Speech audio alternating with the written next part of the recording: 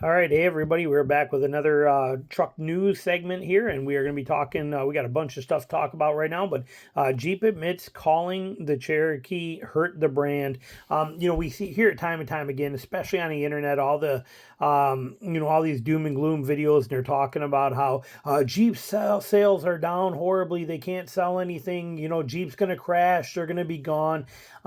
Jeep's doing just fine, and Ram, Jeep, and even Stellantis, they're doing just fine.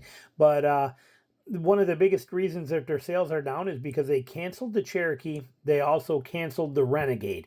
So of the Jeep lineup, you basically had the Jeep Cherokee, the Jeep or the Compass, the Renegade, the Cherokee, the Grand Cherokee, the Wrangler, the Gladiator. Okay, those were basically what you had. Well, they dumped out both the Cherokee and the Renegade out of their lineup, which were their huge selling. That Cherokee was a huge selling vehicle for them, and they got rid of them. So that's a huge factor. They even now are admitting to it. The fact that he says right here that killing off the Cherokee hurt the brand. It's going to mess with their sales numbers when you dump two of your six vehicles that you make. You get rid of two of them, within a year of each other. So that's there, but they are replacing it. We have these coming out. We talked about this before, this Recon coming out, and they're talking about it being, we know it's going to be possibly a hybrid, plug-in hybrid, not just an EV, but we also now are hearing, I told you in the news earlier today, there's a possibility this might come with an actual gas internal combustion engine as well too. But I'm really excited about this little Recon here. Removable doors, fun factor. It's going to have a lot of potential to it. So pretty excited to see what's going to happen with that. Hit them where it hurts, blah, blah, blah. You could read it right here. See, the sales declined from 86 to 52% to the loss of the Cherokee and to the Renegade. I mean, it's a big hit they're going to take on there. And this was such a great vehicle. I owned a 2020 Cherokee Trailhawk just like this. What a beast. I put a 1.5-inch lift on it and I don't remember what size tires they were. I want to say they were 32s. I'm thinking maybe I put 30. I think it was 32s I put on there. And what a absolute beast of a little billy goat SUV this thing was. This little thing right here, it actually got better gas mileage towing my 3,000-pound enclosed power washing trailer than either my Tacoma or my Gladiator gets. This thing blew it out of the water towing. This thing was amazing. And they dumped it and got rid of it from the lineup. What a fantastic vehicle. This thing towed 5,000 pounds. This little thing right here. 4,500 pounds, I think it was. Incredible car. Anyway, moving on from there. Right here, GM authorities said this, but refreshed Nissan Frontier spotted testing in Colorado as a Colorado Canyon rival. So we know it's nothing going to be anything major because it hasn't been out long enough to be a total redesign, but they got some refresh coming for this for the Nissan for the 2025 model year. Looks like some subtle changes, but pretty exciting little stuff here if you're into the Nissan stuff. Looks like some new wheels. They got it cladded up pretty good, but just know that 2025 we got a pretty good refresh coming for the Nissan. They do say in here that they're expecting no changes, and we wouldn't expect a change in the motor or any of that kind of stuff yet. Like I said, this is just a slight refresh, a little bit of an update coming, but 2025, the Nissan Frontier gets an update. And then here we got Kia and Hyundai engine failure class action lawsuit. Basically, where is it? They said on here, Kia and Hyundai vehicles suffer from engine defects that can lead to failures. Okay, this is a class action suit. Look at how many vehicles are involved in this. This is insane. Look at all of these vehicles that are involved in that. Pretty crazy. So interesting. So anyway, if you have a Kia or a Hyundai and it fits into any of these categories, you might be part of a class action suit on this if you want to, because they are having a bunch of problems with those vehicles. Moving on from there. What was this one here? This one, was this the one that cracked me up? I think it was. Yes. Earlier today I talked about that in the other news feed, how these things, these articles, they don't know anything, and I don't understand some of this stuff. There's no beating the new Tacoma when it comes to power and off-road capability. I don't even need to go through the article, but again, you know, there's no front locker. This thing can't stand a chance against a ZR2, a Ranger Raptor. It can't hold a candle to a Canyon AT4X AEV edition. It can't hold a candle to a Bison, and it costs way more. I mean, I don't know what they're thinking with this stuff. They give you the specs on here, and they're gonna praise it on how it's so great. And how it, nothing can touch it. It's unstoppable because you got the Trail Hunter version. It's just like I said, some of these articles crack me up. You want to read them? They're here for you. You can definitely read it. But it's just funny that they think that this thing is all that. This is the key. So, but like I said, point being, take everything you read online with a grain of salt. I mean, think about it. There's been a couple of times that I've posted stuff on here that I thought companies were giving me legit information that you guys have showed me that I was wrong for, that these guys were wrong and giving false information to. So take it all with a grain of salt. But I mean, come on, the Tacoma hybrid blows away every truck in its segment. Nothing beats it with power and off-road capability. There's a lot of falseness in that. Right here, we got, though, this is exciting. Kia reveals the first official image of the Tasman pickup truck. We are really hoping we get this here. Okay, this is impressive. Take a look at that. Now, they got it cladded up pretty colorfully here. Makes it a little tougher to see. But I love the lines. I love the shape. I like what this is. This is like a Ranger Colorado Tacoma size truck. I like the height of this. I like the approach angles. I mean, this is pretty impressive truck here. So hopefully it's supposed to hit global markets 2025, but it'll probably won't get here till 2026 if Kia brings it, which I'm hoping they will, and I'm sure they will. But this thing is pretty sweet. I'm really digging it. I'm excited to see a new player in the game. And if you watch some of my other news segments from a week or two or three ago, we talked about how Kia, when they were building this and they're coming up with this, they were basing it to be able to go after the Ranger Raptor. They wanted this to chew up and spit out a Ranger Raptor. So they better be coming up with something pretty hardcore to pull this off. So pretty exciting to see what's going to happen with this thing and how it's going to be. All right, next up, we know that right here, this is the Ram. It just got announced today, actually. Today, the 25th. But this is the 2025 Ram 1500 RHO. Okay, this is a replacement for the TRX. Okay, this thing is pretty sweet, and it's got the new Hurricane high output engine in there, 540 horsepower.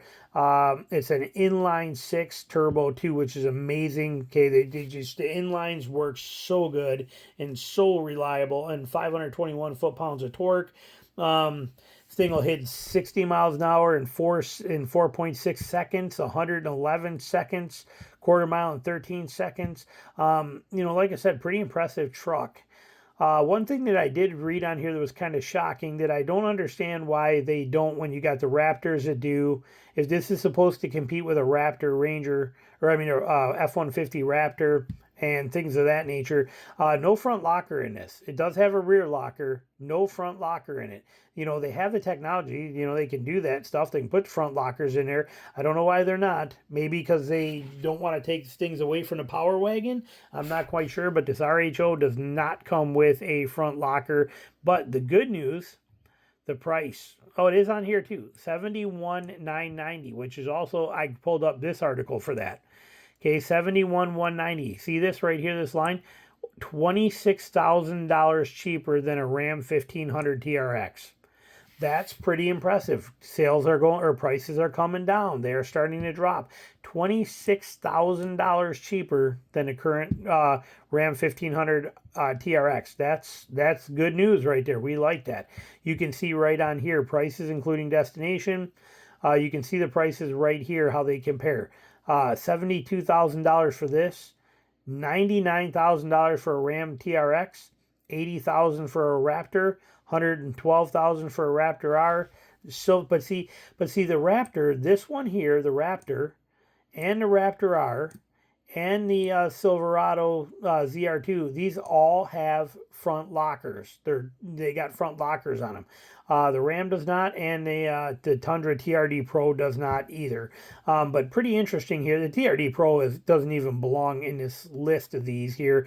Actually, neither does the Silverado ZR2. I mean, when you're talking TRX, Raptor R, RHO, these are in a whole separate world of class of capability here for what they're designed for. These other two are not going to compete there, but interesting to see the pricing on there and how that all pans out. Moving on from there, we got right here Goodyear. Goodyear tires recalling tires due to failing to comply with federal motor vehicle safety standards. So if you have Goodyear tires on your vehicle, it tells you here. You can see it.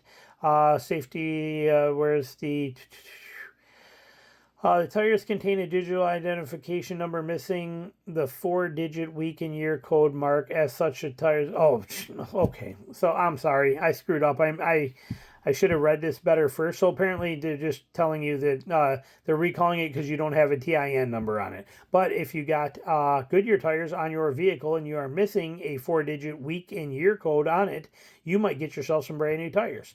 So owner notification letters are expected to be mailed out by June 1st. But like I said, very well could be some new tires in there for you if you already have those. They do give a size. The size is a 225/70 R 19.5. I wonder if that's probably, that size tire would be what usually is on like a Jeep Compass. They got like a 19.5-inch rim. So I'm not quite sure, but if you got a compact SUV, something like that, that's going to be there, those are the ones that usually run these little weird 19.5-inch rims. So might be something worth considering. Here's something I found interesting. When and why Ford began producing Jeeps. So Ford actually made Jeeps. You can read the article here if you want to. Like I said, on all these, you can see right here is where you can type this in and you can find. That's why I included it in here for you to see, but you can actually go find these articles yourself.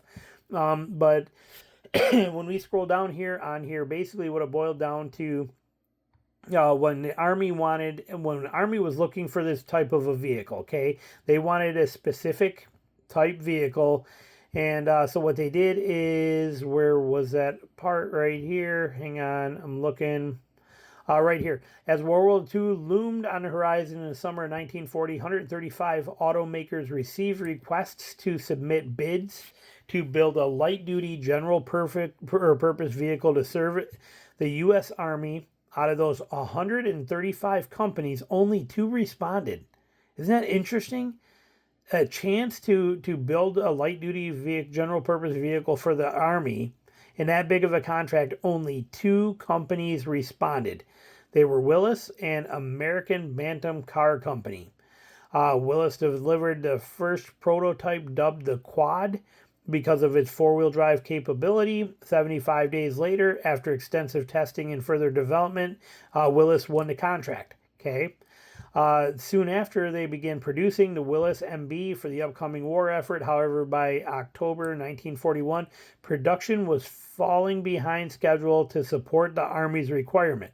The Army reached out to Ford for help, and Ford began production of the GPW version using Willis MB design. Kind of interesting. So over the course of the war, Willis produced around 363,000 vehicles for the Army, and Ford started producing them a year later and produced 280,000 Army Jeeps.